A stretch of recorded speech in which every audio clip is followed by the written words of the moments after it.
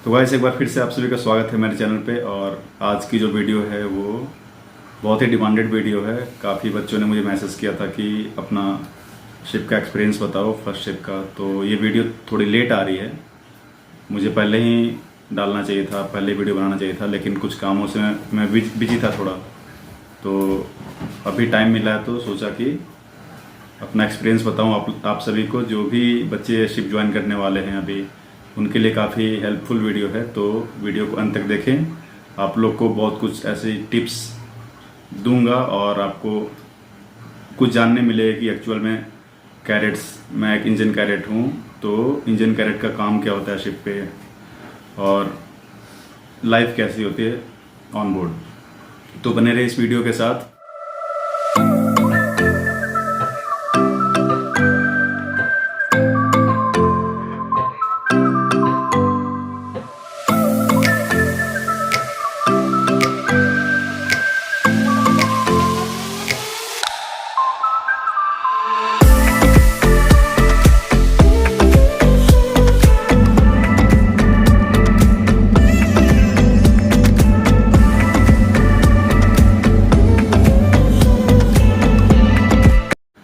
मेरा जो कॉन्ट्रैक्ट था वो 5 महीने का था, तो मैं सब कुछ बताऊंगा कैसे मैं 5 महीने बिताया, क्या क्या सीखा, क्या क्या काम करने पड़ते थे मुझे, और बहुत कुछ है। तो सबसे पहले बात करते हैं, जो भी बच्चे मेरे वीडियो देखते होंगे तो उनको पता होगा कि मेरी जो ज्वाइनिंग थी वो दुबई से थी, यूएई से। नवंबर में 17 नवंबर को मेरी फर्स्ट ज्वाइनिंग थी, फर्स्ट शिप की ज्वाइनिंग थी। और आपको बता दूं कि मेरी जो शिप थी वो gas carrier, ammonia carrier ship थी। तो as usually you know, ammonia carrier जैसे कि गैस कैरियर में बहुत ही हेक्टिक शेड्यूल होता है। काफ़ी सीनियर्स ने मुझे बताया कि आपको ज़्यादा काम करना पड़ेगा, लेकिन सीखना पड़ेगा, बहुत ज़्यादा कुछ सीखने मिलेगा वहाँ पर। तो चलो, मैं एक्साइटेड था कि पहला शिप मुझे गैस मिला तो खुशी थी। तो मेरी जो क्वारंटीन पीरियड थी वो दिल्ली में कंप्लीट हुई। 5-6 दिन की क्वारंटीन की पीरियड थी। उसके बाद यूएई में गया, दुबई। तो वहाँ पर मुझे एक दिन स्टे करना पड़ा होटल में। उसके बाद मेरे साथ 3rd ऑफिसर, 2nd इंजीनियर, एक ऑयलर, एक ओएस और ऑर्डिनरी सीमैन, और एक मैं एज ए टीएमई। तो ये सभी ज्वाइन करने वाले थे। तो हमारी ज्वाइनिंग शाम को होनी थी, तो शाम को पिकअप वैन रेडी थी होटल के बाहर। तो मैं, 2nd साहब, 4 साहब, हाँ 4 साहब भी हमारे साथ थे, उनकी भी ज्वाइनिंग थी। तो और ऑयलर और ओएस, हम 5 ज्वाइन करने वाले थे। तो हमें पोर्ट ले जाया गया। पोर्ट में जो भी प्रोसेस होता है, इमिग्रेशन प्रोसेस वगैरह होता है, तो वो सब होने में 2 घंटे लग गए। उसके बाद हमें सप्लाई बोट से शिप के पास ले जाया गया। तो फर्स्ट टाइम गाइज मैं, मतलब कि एक्चुअल में जो मर्चेंट शिप होता है वो देखा था, टू बी ऑनेस्ट। तो देख करके मतलब मैं शॉक हो गया कि ये तो काफ़ी बड़ी है। तो ठीक है, हम लोग ऑन बोर्ड हो गए। हमारे जो सामान, हमारे जो लगेज वगैरह थी वो क्रेन के थ्रू ऊपर ले ली गई, लिफ्ट कर ली गई। तो उस टाइम शिप पे बंकरिंग चल रहा था, ऑलमोस्ट ख़त्म ही होने वाला था। तो क्या होता है कि शिप पर हमें तो कुछ पता नहीं था, मेरा तो फर्स्ट टाइम था। तो क्या होता है, कैसे होता है, ये मैं सुना था कि हैंडिंग ओवर वगैरह होता है। तो मैं पूछा कि वेयर इज़ टीएमई और इंजन कैडेट, उसका भी साइन ऑफ हो रहा था। तो उन लोगों ने पहले मुझे बोला कि जाओ सामान वगैरह रूम में रखो, फ्रेश हो जाओ, फ्रेश हो करके ईसीआर में जाओ। तो जैसे मैं रूम में गया तो मुझे कॉल आ गया था ईसीआर से कि जल्दी आओ, क्योंकि उनके पास ज़्यादा टाइम नहीं थी, उन्हें हैंडिंग ओवर करके और साइन ऑफ भी करना था। तो हम सभी को कॉल आया कि जल्दी ईसीआर में आओ। तो हम लोगों ने जल्दी से बॉयलर सूट वगैरह पहन लिए और सारा सामान जैसे का तैसा रख दिया रूम पे। उसके बाद हम लोग जो भी प्रॉपर पीपी होता है, बॉयलर सूट हो गया, सेफ्टी शू हो गया, हेलमेट हो गया, ये सब पहन के ईसीआर में गए। तो वहाँ मेरा जो रिलीवर था, सॉरी मैं उसका रिलीवर था, और वो मुझे हैंडिंग ओवर देना था। तो वो मुझे ले गया इंजन रूम का पहले तो टूर कराया, दिखाया कि ये सब मशीनरीज है। हम लोग पहले बॉटम डेक से स्टार्ट किए। तो उसने सभी हैंडिंग ओवर वगैरह अच्छे से दिया, बताया कि कैसे स्लज बिल्स ट्रांसफ़र होता है, स्लज पंप दिखाया, बिल्स पंप दिखाया, प्यूरीफायर रूम दिखाया, इंसिनरेटर दिखाया, और मेन इंजन का हम लोग राउंड लिए, ऑक्सिलरी इंजन दिखाया। तो एक मतलब आइडिया लग गया था कि हाँ चलो, हम लोग जैसे पढ़े थे लेआउट वगैरह इंजन का तो हूबहू वैसा ही है। बाकी कुछ एक्स्ट्रा मशीनरीज थी तो मुझे पता था कि मैं बाद में देख लूँगा, पूछ लूँगा, कर लूँगा। तो जो प्रॉपर आधे घंटे का हैंडिंग ओवर था, तो आधे घंटे में जो भी हो पाया उस बंदे ने अच्छे से बताया। और उसने हैंडिंग ओवर जब ख़त्म हुआ तो हम लोग रूम गए, वो अपना लगेज वगैरह रेडी कर रहा था, तो उसने आईडी पासवर्ड दिया इंटरनेट का। उसके बाद कुछ कुछ टिप्स दिए कि ऐसे रहना है, वैसे रहना है। बड़ा साहब जो हैं वो, उनको थोड़ा सा इस स्टैंडर्ड में काम चाहिए तो थोड़ा देख लेना। मैं बोला ठीक है। उसके बाद उनका साइन ऑफ होना था तो वो लोग चले गए। उसके बाद हमें बोला गया, वहाँ कुछ सप्लाई वगैरह आया था, जैसे कि लूब ऑयल वगैरह शिप पे आया था, तो हमें बुलाया गया कि चलो इसको स्टोर रूम में डालो। तो हम लोगों ने मतलब 1 बजे तक वहाँ काम किए और उसके बाद फ्री हो गए रात में। तो उन्होंने बोला कि ठीक है जाओ रेस्ट करो, कल सुबह टाइम पर आ जाना। टाइम पर मतलब कि 7 बजे या 7 बजे, एग्जैक्ट 7 बजे बोले थे, तो 7 बजे आ जाना। तो हम लोग वैसे थक भी गए थे तो मैं जाकर रूम में सो गया। एग्जैक्ट में 6 बजे मेरी नींद खुली और रेडी होकर के इंजन रूम में गया। वो मेरा फर्स्ट डे था इंजन रूम में, तो मुझे थोड़ा सा मतलब एक्साइटमेंट वाला फील हो रहा था कि क्या होगा, कैसा होगा, ऐसा। तो मैं गया तो वहाँ बड़ा साहब बैठे थे, बड़ा साहब चीफ इंजीनियर, और मेरा जो नाम था, वहाँ कोई मतलब नाम से नहीं पुकारते हैं सब, जैसे चीफ इंजीनियर बड़ा साहब हो गए, सेकंड इंजीनियर सेकंड साहब, 3 साहब, 4 साहब और मैं 5 साहब। 5 साहब बोलते थे, कोई पाँचू बोलते थे। तो 5th इंजीनियर मतलब 5 साहब और पाँचू। तो ठीक है, इंजन रूम ECR का माहौल मुझे सही लगा। उन्होंने बोला कि ये तुम्हारा फर्स्ट शिप है, तो सबसे पहले उन्होंने सेफ्टी का बताया कि सेफ्टी को लेकर बहुत ही कंसर्न रहना। फर्स्ट शिप पे मतलब कि बहुत ही ख्याल रखा जाता है, तुम सीखो चाहे मत सीखो, लेकिन सेफ्टी का ज़रूर ख्याल रखना। तो उन्होंने बताया कि प्रॉपर PPE पहनो, या PP मैट्रिक्स उन्होंने दिखाया, और बोले कि सीढ़ियाँ चढ़ते समय ख्याल रखना, दोनों हाथ पकड़ के चढ़ना, हाथ पे कोई ऑयल वगैरह नहीं होना चाहिए, ऐसे मतलब बहुत कुछ बताएं। तो उसके बाद उन्होंने बोला कि जाओ प्रॉपर राउंड ले लो इंजन रूम का, और जितने भी मशीनरीज है उनको मतलब देख कर के आओ, और डायग्राम मतलब एक रफ लेआउट बना करके आओ। ये बड़ा साहब बोले थे मुझे। तो ठीक है, मैं निकल गया, और प्रॉपर जो राउंड लेने में मुझे 2 घंटे लग गए। मैं टॉप टू बॉटम पूरा राउंड ले लिया। जैसे इंसिनेटर हमारा टॉप मोस्ट प्लेटफॉर्म पे था, उसके ऊपर भी प्लेटफॉर्म थी वो एक्सपेंशन टैंक्स की। तो मैं ऊपर तक नहीं गया, मुझे थोड़ा ऑड लग रहा था, ऊपर तक नहीं गया। मैं सोचा कि बाद में जाकर नीचे पूछ लूँगा कि ऊपर क्या है, या मुझे अकेले जाना अलाउ है कि नहीं। और बाकी मैं बिल्ज वगैरह में नहीं गया था। तो बहुत सारे पंप्स जो होते हैं वो जनरली बिल्जेस में ही होते हैं बॉटम प्लेटफॉर्म के। तो मैं ऊपर ही देख लिया, ऊपर लिखा हुआ था जैसे सी वाटर पंप्स हो गए, फायर पंप्स हो गए, कार्गो कूलिंग सी वाटर पंप, ये सब मैं देख लिया ऊपर से, और रफ लेआउट बना करके ले गया बड़ा साहब के पास। तो उन्होंने बोला अच्छा ठीक है। उसके बाद उन्होंने बोला कि जितने भी 15 दिन के अंदर जितने भी सिस्टम हैं शिप में, जितने भी सिस्टम इंजन रूम में, वो सभी का डायग्राम मुझे चाहिए। डायग्राम का मतलब ये बस लाइन डायग्राम लेआउट नहीं, सारे जैसे कि डायग्राम में जितने भी पंप्स आते हैं, जितने भी टैंक्स आते हैं, सभी का स्पेशल स्पेसिफिकेशन, जितने भी कूलर्स आते हैं तो उसमें नंबर ऑफ प्लेट्स कितने हैं, किस टाइप का कूलर है, उसका मतलब मेकर्स कौन है, मैन्युफैक्चरर कौन है, और पंप है तो उसका पावर कितना है, रेटिंग कितना है, तो ये सभी चीज़ उनको चाहिए थी।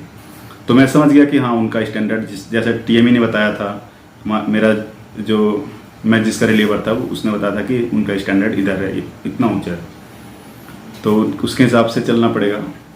और बहुत ही स्ट्रिक्ट थे, खासकर जो ट्रेनिंग TME को लेकर के, 4th इंजीनियर को लेकर के, वो चाहते थे कि बंदा सीख ले। तो मुझे अच्छा भी लगा कि चलो ये सिखाना चाहते हैं, मतलब ये कंसर्न है हमारे मतलब सीखने को लेकर के। तो चलो मुझे अच्छा लगा कि मैं बहुत कुछ सीख सकता हूँ इनके अंडर में।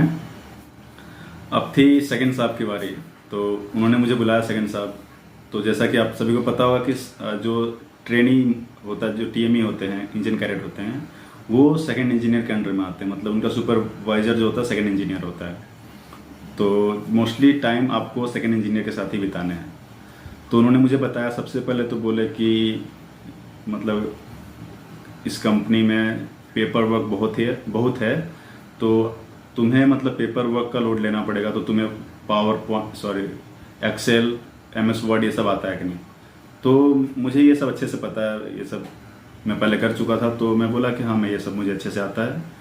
तो बहुत ही खुश हुए कि बोले कि चलो आधा लोड कम हो गया मेरा, और सारे इंजीनियर्स तुम पे अब डिपेंड रहेंगे। कि काफ़ी जैसे उन्होंने बताया कि मंथ एंड पेपर्स होते हैं, वीकली वर्क डन होता है। मुझे ये सब के बारे में कुछ आइडिया नहीं था कि इतना भी ऐसा भी कुछ होता है। मुझे बस पता था कि लॉग बुक लिखना होता है कैडेट को, वो मेंटेन रखो, बाकी और जो भी परमिट्स वगैरह होता है वो बनाते रहो। बाकी मंथ एंड वगैरह का मुझे इतना आइडिया नहीं था। तो उन्होंने मुझे दिखाया कि इतने सारे मंथ एंड्स पेपर हैं, ऑलमोस्ट मोर देन 60 डॉक्यूमेंट्स थे मंथ एंड के। तो ये देखकर थोड़ा सर चकराया कि इतना कैसे करेंगे। तो उन्होंने बोला कि ठीक है, टाइम ले लो। और हमारे जो सबसे मतलब कि सभी का साइन ऑफ हो चुका था, बस एक थर्ड इंजीनियर बड़ा साहब, वो पुराने थे। तो थर्ड इंजीनियर को पता था कैसे कैसे होता है। तो उन्होंने मुझे सिखाया, बहुत कुछ सिखाया उन्होंने, पेपर वर्क ऑलमोस्ट उन्होंने सिखाया। तो वो बताया कि ऐसे ऐसे होता है, मैं समझ गया। 2 दिन लगा मुझे सारा पेपर वर्क समझने में। उसके बाद वीकली वर्क डन होता है, मतलब जो भी आप काम किए। तो मेरे हाथ में कैमरा रहता था, ऐसा जनरली मैं बता रहा हूँ, मेरे हाथ में कैमरा रहता था। जो भी ओवरऑलिंग व मशीनरीज का ये सब, तो उनका फ़ोटो क्लिक करो और वीकली वर्क डन में डालना होता था, कंपनी को मेल करना पड़ता था। और सिप पाम सीखने में मुझे 1-2 दिन लग गए। उसमें पीएमएस वगैरह मेंटेन किया जाता है, और जो भी वर्क मंथ एंड पेपर्स होते हैं काफ़ी वो अपलोड उसमें होते हैं, काउंटर्स अपडेट होते हैं। तो सिप पाम भी मुझे 3 साहब ने सिखा दिया था अच्छे से। उसमें जिनके भी वर्क ये सब ओवर ड्यू थे, तो मैं पहले बताता था कि सर आपका ये ड्यू है, ओवर ड्यू है, ये सब वर्क। तो वो जैसा बोलते थे, मैं उसके हिसाब से मैं बंद कर देता था, या आगे प्लानिंग होती थी। तो ये सब आपको पेपर वर्क करने पड़ेंगे एज ए कैडेट। और भी पेपर वर्क थे, जैसे कि डेली का मैं बता रहा हूँ। डेली का जो मेरा रूटीन था डेली का, वो सबसे पहले हम ऐसे, मेरी जो वेसल थी वो यूएमएस वेसल थी। तो उस यूएमएस में क्या होता है कि एक राउंड सुबह को होती है 6 to 7, फिर 8 से 5 जो नॉर्मल वॉच होती है उसमें सभी इंजीनियर्स आते हैं, और जो 6 to 7 होता है वो असाइंड इंजीनियर, जैसे आज सेकंड साहब का है तो कल 3 साहब का, उसके बाद 4 साहब का, ऐसे रोटेशन में। तो मुझे सभी के साथ आना पड़ता था। तो 6 से 7 यूएमएस राउंड के लिए आओ, उसके बाद 8 से 12 काम होता था। बीच में टी ब्रेक में बड़ा सा आपका फंडा था कि सभी को ईसीआर में आना है, वहाँ पर मीटिंग चलती थी। मतलब कि अपार्ट फ्रॉम डैट वर्क वो सब काम की बातें नहीं होती थी, ऐसे ही थोड़ा माइंड रिफ्रेश करने के लिए इधर की बातें उधर की बातें खासकर मेरी ली जाती थी अच्छे से। तो काफ़ी क्वेश्चंस पूछे जाते थे। तो ये सब होता था टी टाइम में, आधे घंटे का टी टाइम होता था बहुत ही। और टी टाइम में गाइस बहुत ही सीखने मिला मुझे। सभी क्रॉस क्वेश्चन ये उधर उधर के क्वेश्चन करते थे मेरे से, तो बहुत कुछ सीखने मिला। उसके बाद 12 से 1 लंच ब्रेक होती थी, तो लंच वगैरह करके 1 से 5 तक नॉर्मल राउंड। उसके बाद ऑफ कर दो, मतलब वेसल को अनमैन करके रूम में जाओ, और जो भी अलार्म वगैरह आएगा तो इंजीनियर्स कॉल बजेगा, जो भी इंजीनियर हैं ड्यूटी इंजीनियर उनके रूम में। तो ऐसा था। उसके बाद 9 से 10 एक यूएमएस राउंड होता था रात में, तो वो उसमें भी मुझे आना पड़ता था, वो भी ड्यूटी इंजीनियर का राउंड होता था। उसके बाद 2 बजे 2 से 3 फायर राउंड होता था, वो मोटरमैन्स को आना होता था। डेडमैन अलार्म वगैरह एक्टिवेट करके वो आते थे। एक घंटे का राउंड होता था फायर राउंड, और उसके बाद ऑफ करते थे। तो ये है डेली रूटीन यूएमएस वेसल पे। तो ऐसा सही चल रहा था, सब कुछ सही चल रहा, बहुत कुछ सीखने मिल रहा था। फिर चार साहब ने बहुत ही मुझे गाइड किया। उनका जो असाइंड मशीनरीज था वो इंसिनरेटर, प्यूरीफायर, जितने भी इंटरनल ट्रांसफर्स थे, soundings, bunker soundings, air compressor routines, तो ये सब उनके अंडर में आते थे। तो मैं पहले मेरा फोकस था कि मैं सारा चार साहब का काम सीख लूँ, उसके बाद देखा जाएगा, काफ़ी टाइम है। तो सबसे पहले मैं रिक्वेस्ट किया चार साहब को कि चार साहब मुझे इंसिनरेटर का सिखा दो, फिर स्लश ट्रांसफ़र, बिल्स ट्रांसफ़र, ये सब सिखा दो, मुझे सीखना। तो उन्होंने सबसे पहले मुझे साउंडिंग लेकर के बताया कि मतलब साउंडिंग पहले हम लोग लिए थे तो आता था, तो उन्होंने मुझे बताया कि साउंडिंग कैसे ली जाती है। तो जितने भी IOPP टैंक्स थी उन सभी का साउंडिंग 2-3 दिन तो वो लिए, उसके बाद मैं लेने लगा साउंडिंग। मैं लेकर के डेटा उनको बताता था, वो रिकॉर्ड मेंटेन करते थे। जितने भी स्लज बिल्स का ROP था वो लिखते थे, कभी मैं भी लिख देता था। और जितने भी डेली काउंटर्स अपडेट करना होता है, नून काउंटर्स, तो वो मैं ही करता था, मेरा ही काम था। उसके बाद बंकर साउंडिंग्स के बारे में बताया। जितने भी बंकर टैंक्स थे तो वीकली साउंडिंग्स हम लोग लेते थे, मैं और चार साहब। तो ये हो गया साउंडिंग्स का। उसके बाद चार साहब ने मुझे इंसिनरेटर के बारे में सिखाया। इंसिनरेटर में पहले मतलब कैसे स्टार्ट करते हैं, कैसे ट्रबल शूट करते हैं, बर्नर रूटीन कैसे करते हैं। तो ये सब सीखने में मुझे चार साहब का काम सीखने में गाइस मुझे 2 महीने तक लग गए थे। तो मैं अच्छे से मतलब इंडिपेंडेंट होकर के काम कर सकता था चार साहब। तो उनका भी वर्कलोड कम हो गया था। जितने भी इंसिनरेटर में जो भी रूटीन्स था, फर्नेस क्लीनिंग, बर्नर रूटीन और रेगुलर जो स्लश ट्रांसफ़र होता था सेटलिंग टैंक में, सर्विस टैंक में, और टेम्परेचर मेंटेन करना होता था, सॉलिड वेस्ट इंसिनरेट करना होता था, तो वो सब मेरा काम था। तो इंसिनरेटर के बारे में सब कुछ आ गया था। फिर उसके बाद प्यूरीफायर स्टार्ट करना, स्टॉप करना, ये सब आ गया था। तो वो चार साहब मुझे अकेले नहीं करने देते थे, अपने अंडर रख करके परफॉर्म करा देते थे। तो वो सब भी आ गया था। तो उसके बाद तो प्यूरीफायर ज़्यादा उसमें कुछ था नहीं, और मंथली लूबल चेंज होता था, तो मंथली हम लोग लूबल चेंज करते थे प्यूरीफायर में। बाकी वो सेल्फ डिस्लेजिंग था, तो ज़्यादा कुछ मेंटेनेंस करना नहीं पड़ता था, स्टार्ट स्टॉप करना होता था। और बाकी जो ऑक्सिलरी इंजन का सम प्री सर्कुलेशन होता था वो 2 वीक में एक बार कर देते थे, ठीक है। तो उसके बाद जितने भी बिल्स का मेंटेन करना वो सब मैं सीख गया था कि बिल्स हुआ तो बिल्स पंप आउट कैसे करते हैं, बिल्स का मतलब बड़ा तो उसको पंप आउट करेंगे OWS के थ्रू, ये सब अच्छे से आ गया था मुझे। बिल्स को ट्रांसफ़र करना है इस टैंक से उस टैंक में। तो हमारे शिप पे 3 टैंक थी बिल्स की, 2 फॉरवर्ड में थी और एक आउट में थी, और एक बिल्स होल्डिंग टैंक था। तो जब जैसे फॉरवर्ड का भर गया, स्टारबोर्ड फॉरवर्ड भर गया बिल्स टैंक, तो उसको होल्डिंग टैंक में डालना था। तो वो सब ट्रांसफ़र सीख लिया था मैं। उसके बाद मैं जब चार साहब का काम सीख लिया अच्छे से, तो उसके बाद 3 साहब को पकड़ा कि सर मुझे ऑक्सिलरी इंजन सिखा दो अच्छे से। बाकी जो बीच बीच में काम होता था ओवरऑलिंग, जैसे कि मोटर ओवरऑलिंग में मैं ETO जैसे 32 साहब थे, उनके साथ में हमेशा रहता था। मुझे बहुत ही मज़ा आता था मोटर ओवरऑलिंग करने में। तो और भी जो मेन इंजन पे काम हो गया, स्कैवेंज इंस्पेक्शन क्लीनिंग हो गया, तो हर मंथ करना पड़ता था स्कैवेंज इंस्पेक्शन वगैरह। तो क्लीनिंग तो मोटरमैन्स करते थे, और मैं और सेकंड साहब जा करके इंस्पेक्शन करते थे, स्कैवेंज इंस्पेक्शन। तो वो भी मतलब उसमें भी बहुत कुछ सीखने मिला, सेकंड साहब भी बहुत कुछ सिखाया मुझे। और फिर 3 साहब को पकड़ा मैं, बोला कि मुझे आप ऑक्सिलरी इंजन का सिखा दो, स्टार्ट कैसे करते हैं, स्टॉप कैसे करते हैं, और लोड पे कैसे लेते हैं। तो उन्होंने मुझे सिखाया। पहले तो खुद से करने देते नहीं थे, एक बार बताया, 2 बार बताया। उसके बाद मैं उनके अंडर में 2-3 बार किया, तब उन्हें मतलब ट्रस्ट हो गया कि हाँ ठीक है ये कर लेगा। तो स्टार्ट स्टॉप करने के लिए मुझे भेजते थे, मतलब स्टार्ट करने के लिए मैनुअली तो मैं ही जाता था मेन इंजन को ऑक्सिलरी इंजन को स्टार्ट करने के लिए। उसके बाद लोड पे लेना था, तो लोड उनके अंडर पे मैं लोड पे लेता था, ऑन लोड ऑफ लोड करना होता था, बंद करना होता था ऑक्सिलरी इंजन, ये सब मैं अच्छे से कर लेता था। उसके बाद गाइस जैसे कि एलपीजी वेसल थी, तो इसमें क्या होता है कि जो वॉयज होते हैं बहुत ही छोटे शॉर्ट वॉयज होते हैं। जैसे कि 10 दिन का वॉयज हो गया, 15 दिन का वॉयज हो गया, मैक्स टू मैक्स 20 दिन का वॉयज होता था। तो हर मतलब महीने में 2-3 बार पोर्ट आ ही जाते थे। तो इंजन बंद करो, स्टॉप, फिर चलाओ, मैनोवरिंग, ये सब होते रहता था। तो थोड़ा हेक्टिक शेड्यूल था।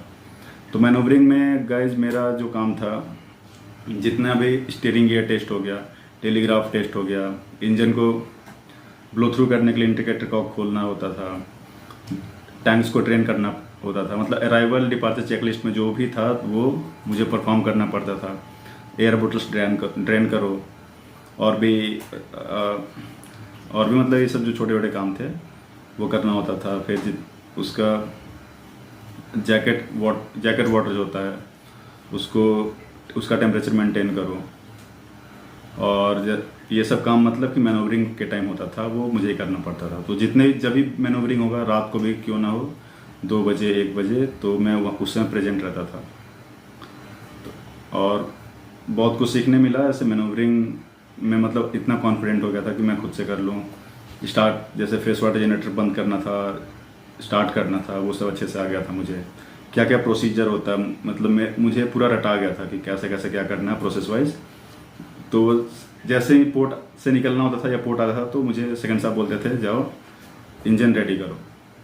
तो मैं और 4 साहब भी मतलब साथ में रहते थे कि मेरे पास इंजीनियर का तो COC नहीं है, तो मेरा कोई रिस्पॉन्सिबिलिटी नहीं होता था एक तरह से। मतलब रियल आपको बताऊं तो मेरे साथ एक असाइंड इंजीनियर होगा और रिस्पॉन्सिबल इंजीनियर होगा, उनके अंडर में काम करता था। तो वो बस बोलते थे जाओ इंजन रेडी करके आओ, 4 साहब देखते थे और मैं सभी कुछ करता था। और एक बार 4 साहब से कंफर्म करा लिया कि हाँ ये सब हो गया, ये हो गया, ये हो गया, ये हो गया, बोले ओके, देन ECR में जाकर के बोलता था सर इंजन इज रेडी। तो ये सब होता है मैनूवरिंग में। आप डिपार्चर में, अराइवल में ऐसा होता है। उसके बाद बंकरिंग में मैं एंजॉय करता था बंकरिंग को, मुझे बहुत मज़ा आता था। मैं 4 साहब, फिर बड़ा साहब रहते थे CCR में, फिर एक मोटरमैन रहता था। तो बंकरिंग में हम लोग रेगुलर मतलब साउंडिंग, बंकरिंग हो रही है, साउंडिंग लो, ये वॉल्यूम बताओ, अलेज बताओ, ये सब बहुत इंजॉय करता था मैं। तो बंकरिंग मतलब वेट करता था कब बंकरिंग आए, कब मतलब एक तो डेक पर नहीं मिलता था, ताज़ी ताज़ी हवा आते थे, तो उसका अलग ही मतलब इंजॉयमेंट था। और गाइज मस्ती की बात करें तो हमारे शिप पे बहुत मतलब रेगुलर पार्टीज़ वगैरह होते रहती थी। तो जैसे किसी का बर्थडे हो गया या 2-3 सप्ताह पे एक बार पार्टी हो गया, फिर कोई फेस्टिवल जैसे क्रिसमस आ गया, क्रिसमस पार्टी होती थी। होली में हम लोग बहुत इंजॉय किए।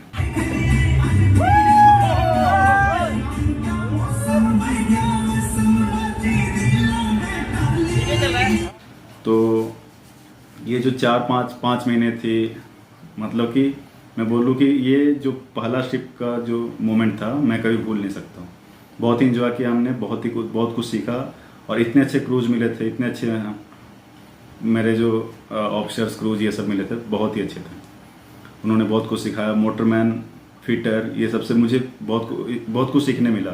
मोटरमैन बहुत ही अच्छे थे, मतलब वो समझते थे कि मेरा फर्स्ट ट्रिप है, तो मतलब कि सिखाऊं इन्हें ऐसा, तो उनसे बहुत कुछ सीखने मिला मुझे। फिटर साहब भी बहुत ही एक्सपीरियंस थे, 14 साल का एक्सपीरियंस था उनके पास, उनसे बहुत कुछ सीखने मिला। तो अच्छे थे, और एक मतलब फ्रेंडशिप जैसा हो गया था। रात में हम सभी इंजीनियर्स, जैसे कि मैं 3 साहब, 4 साहब, गैस साहब थे, गैस इंजीनियर,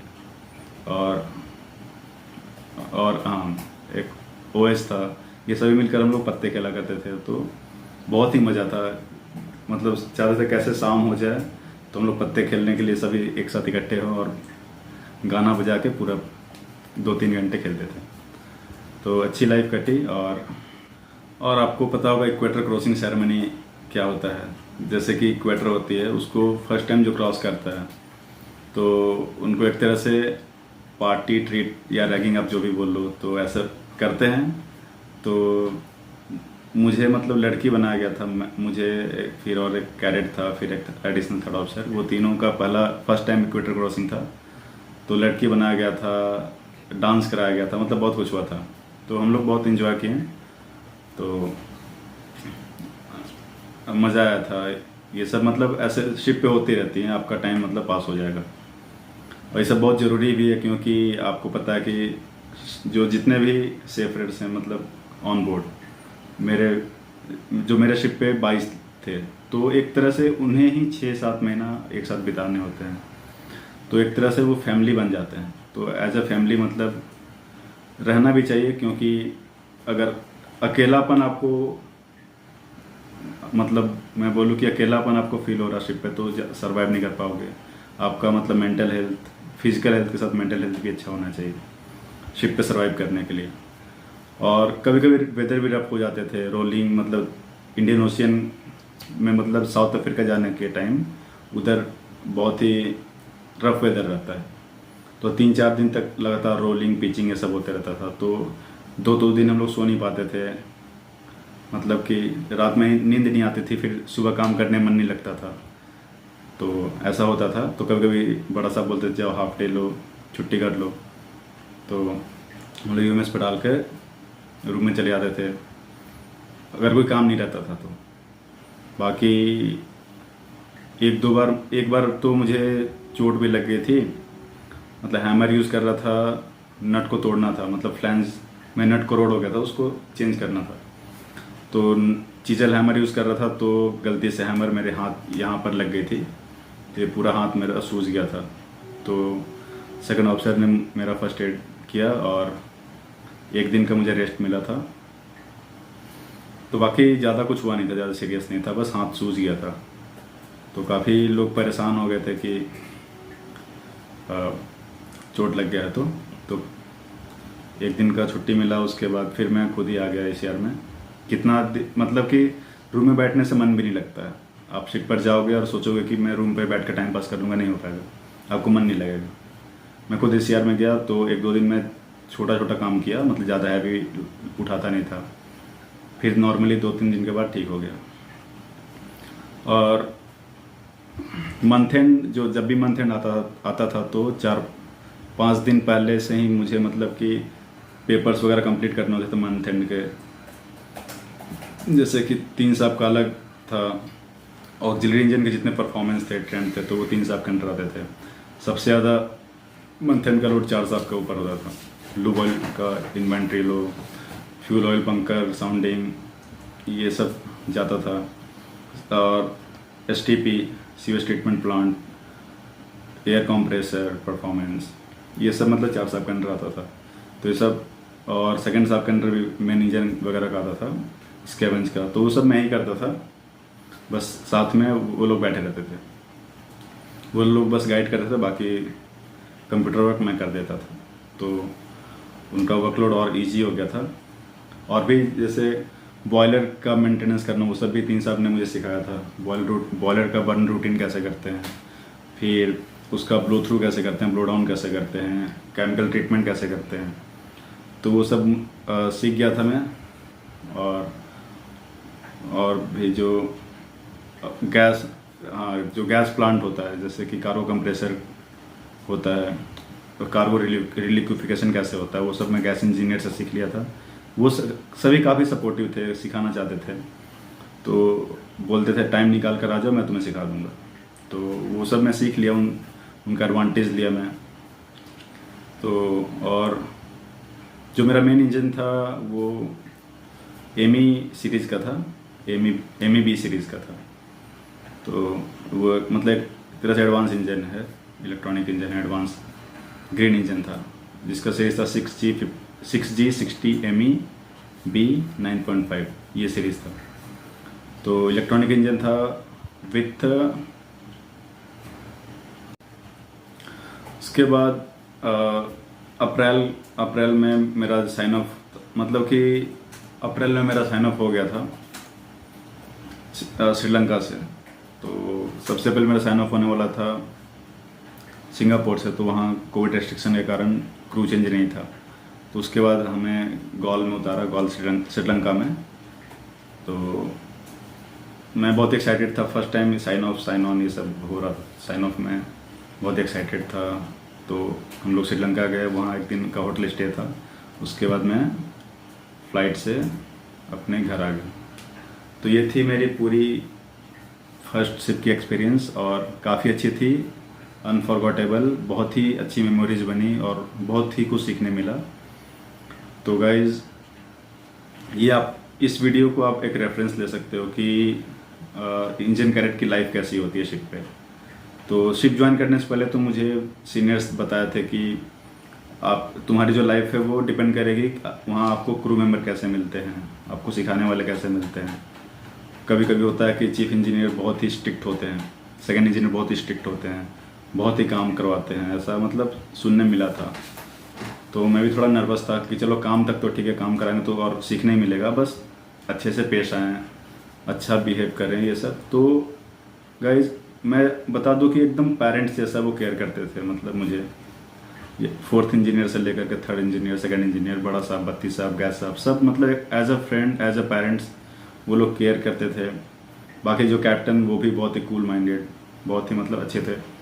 डेक वाले भी जितने भी ऑफिसर्स थे, क्रूज थे, वो सभी दोस्त जैसे थे। तो कुल मिला के बोलूँ मैं, बहुत ही अच्छा मतलब एक इन्वायरमेंट था शिप का, और मुझे बहुत ही मज़ा आया। मैं तो एक्सटेंशन लेटर दे रहा था कंपनी को कि मुझे और एक्स्ट्रा करना है, कॉन्ट्रैक्ट बढ़ाना है, 9 महीने करना है। लेकिन एज ए कंपनी पॉलिसी था तो मुझे 5 महीने में उतारा, और नेक्स्ट एक और सेल बचा है एज ए TME, तो वो मैं 2-3 दिन में ज्वाइन करने वाला हूँ। तो आशा करता हूँ कि वो ये सेल भी मेरा फर्स्ट सेल जैसा ही हो, और मुझे भी वहाँ भी बहुत कुछ सीखने मिले। तो देखते हैं, उस पे मैं वीडियो बनाऊंगा, कैसा एक्सपीरियंस वगैरह होता है। तो चैनल को सब्सक्राइब कर लो, बने रहो वीडियो के साथ, मेरे चैनल के साथ, और जल्दी मिलेंगे हम लोग। ठीक है, तब तक के लिए गुड बाय।